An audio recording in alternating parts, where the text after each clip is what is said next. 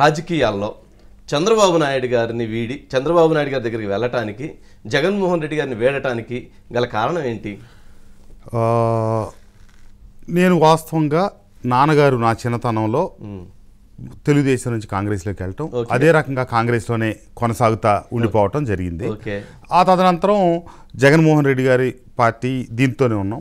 కానీ 2014 ఎన్నికల్లో కొన్ని ప్రత్యేక పరిస్థితుల్లో నా ఆత్మీయులు పెద్దలు కొందరు సూచన మేరకు నేను రాష్ట్రం విభజింపబడిన సందర్భంలో బాబు గారికి అనుకూలంగా పనిచేయాలని చెప్పి పార్టీలో చేరకుండా తెలుగుదేశం పార్టీకి ఆ రోజు పనిచేయడం 14లో. సరే, తర్వాత జరిగినటువంటి కొన్ని పరిణామాల దృష్ట్యా నేను వైఎస్ఆర్ కాంగ్రెస్ పార్టీలో చేరటం 2018లో, తర్వాత అక్కడ గెలవటం ఇవన్నీ జరిగింది.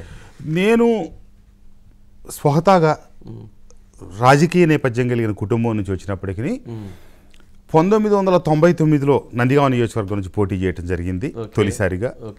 ఆనాటి రాజశేఖర రెడ్డి గారి ప్రోత్సాహంతో ఆయన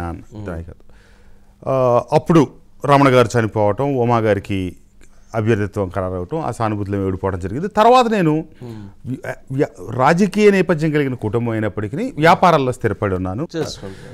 నా వృత్తి వ్యాపారం ప్రవృత్తి రాజకీయంగా కొనసాగుతూ వచ్చిందండి. సరే, నేనంటూ మళ్ళీ రెండవ దశ రాజకీయాలు 2019లో జగన్మోహన్ రెడ్డి గారి పిలుపు మేరకు వచ్చి చేరాను. నా ఆశయం, నా ఆకాంక్ష ఏంటంటే, మొదట నేను గెలవాలి, రెండు నన్ను గెలిపించిన నియోజకవర్గానికి మంచి చేయాలి. తొలిసారిగా నేను ముఖ్యమంత్రి గారు జగన్మోహన్ రెడ్డి గారిని కలిసి ఇచ్చిన విజ్ఞాపన పత్రం, చివరగా ఇచ్చిన విజ్ఞాపన పత్రాలన్నీ కూడా నా నియోజకవర్గానికి అభివృద్ధికి సంబంధించిన అంశాలే.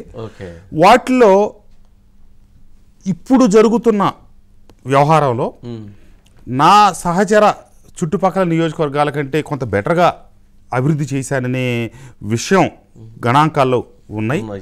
కానీ నేను ఆశించిన అభివృద్ధి జరగలేదు, అభివృద్ధి వెనకబడింది, అది బాబు గారితోనే సాధ్యం అనే ఉద్దేశంతో నేను ఈరోజు బాబు గారి నాయకత్వాన్ని దగ్గరికి రావటం జరిగింది.